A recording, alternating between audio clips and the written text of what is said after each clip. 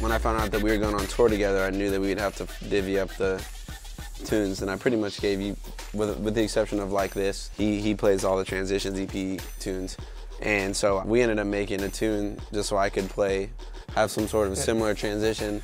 We just made a tune just like it, just so I could have a similar transition so he could still play Paper. But then the one that we did is better, not better, I ain't gonna say it's better than Paper, but it's got a little more energy.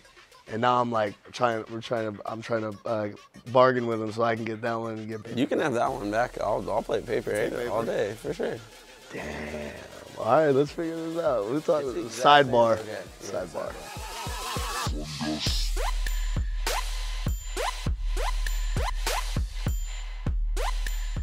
I think part A of that question is yes, I believe 90% of the people there are there because they know who you are as an artist, or they know who the direct support is as an artist, and they're just familiar with like your brand and what you represent and like the kind of sound music you play, and that might coincide with what's in their iTunes top 40 playlist, or they might be DJs themselves and they just like the stuff you play because they've heard it on 1001 track lists or YouTube or something like that. And in terms of bottle service, for me, I'm down to play for whoever lets me into the room. 5 or 5,000, I really don't care. If I'm getting booked to play a show, like I'm still gonna do me, regardless of if it's like people selling $10,000 worth of bottles or if people aren't buying alcohol at all. It doesn't deter me either way.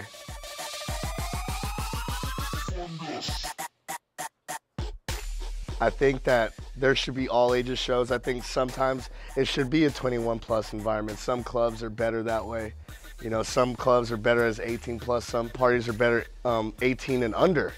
You know, just all kids. Like the energy is even better at those kind of shows.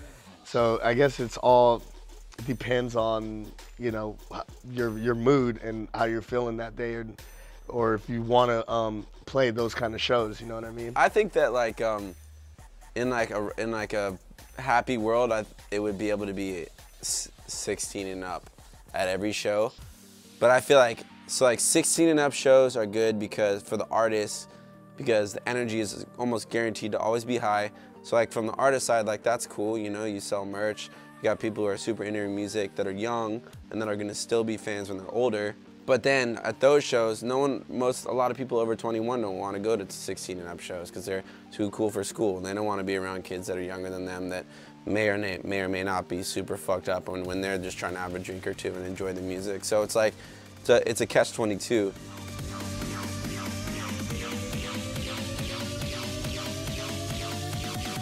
Talent always supersedes like a face or a body, regardless. I mean, look at people like Cruella and Reed Speed.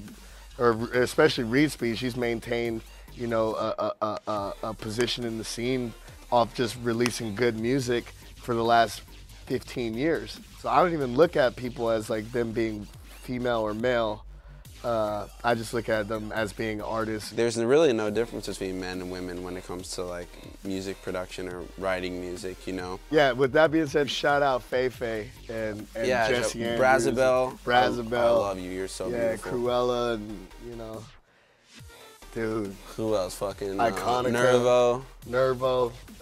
Reed Speed. Reed Speed is crushing it. There's so many, like, exactly, I mean, like, and not only can they produce, but they run businesses. They're ill on the decks, you know. Like it's art, you know. So there's no gender differences in art.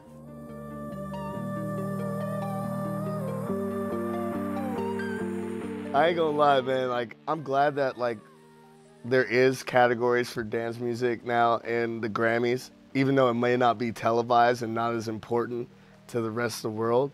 But at the same time too, if Al Walzer can get a Grammy nomination, then the game has to be rigged somehow. However, like the guys that actually win, they're deserved, man. Like they're totally deserved. Like they're at the top of their game. They're played the most on the radio. But I go back to always like that one guy that gets nominated for just because he knows how to work the system. Yeah. But it's definitely, it's a milestone, but I think like in retrospect, like it shouldn't be the end all be all of someone's career. I think the legacy that they leave behind as a person rather than as an artist is what you should judge them by.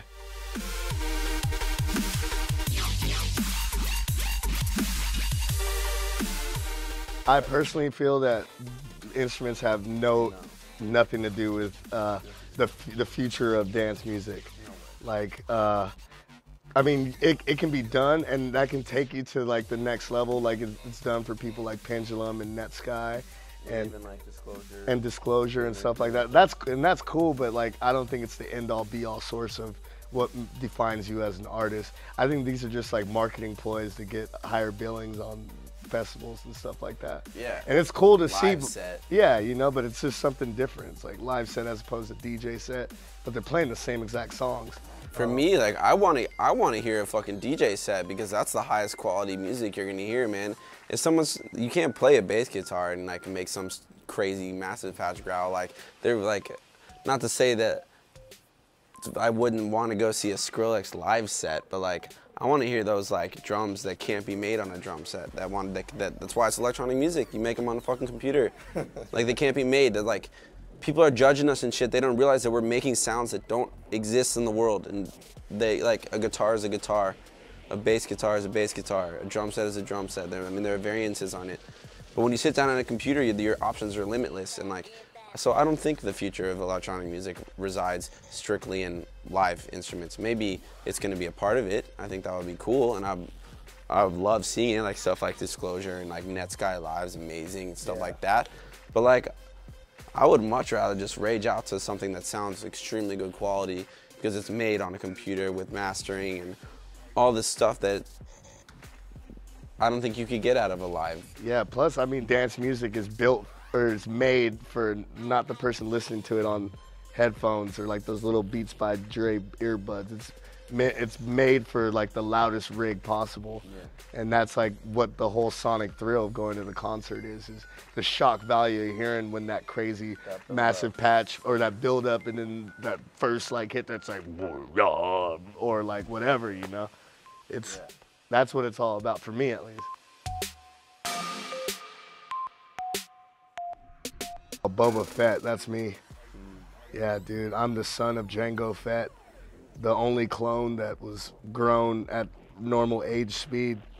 My dad is every stormtrooper. How am I supposed to follow up with that? I'm Jar Jar Binks. But I can't even, how are you gonna be harder than Boba Fett, man? Like, I'll be Han Solo frozen coming out the ice. Like, that's me. Every time I walk on stage, fresh out the ice, Solo. You kind of like Obi-Wan Kenobi, if I had to make, you know, you like a... I'm like Han YOLO. Han YOLO, dude. I'd rather talk about like Lord of the Rings or like Game of Thrones or some like, shit Lord like of the that. Rings, That's like my joint, dude. 3 movies about walking. What? Okay. They just like walk, and then they get to the place. Doesn't like Lord of the Rings. And then they get chased, and then they get caught, and they get put into prison or something, and then they have to escape from that, and then they walk, and then they get caught again, and then they find something, and then they run, and then they get caught, and they go back to the prison, and then there's a war, and then they have to run out the war, and then they get caught again, and then they start walking somewhere. So clearly he would be Gollum. Yeah, for he's sure. He's a little bitch. I still got the ring. So, oh shit. Yeah, but it's made of wood. YOLO swaggins. YOLO swaggins.